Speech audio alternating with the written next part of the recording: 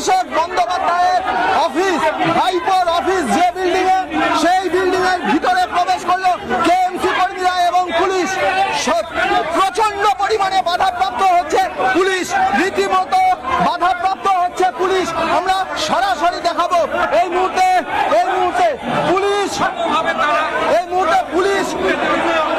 ভিতরে প্রবেশ করলো।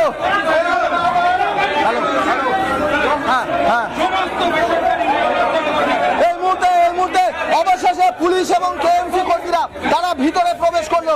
প্রচুর বাধাপ্রাপ্ত হচ্ছেন, ব্যাপক বাধাপ্রাপ্ত হয়েছেন পুলিশ এবং কেএমসি কর্মীরা।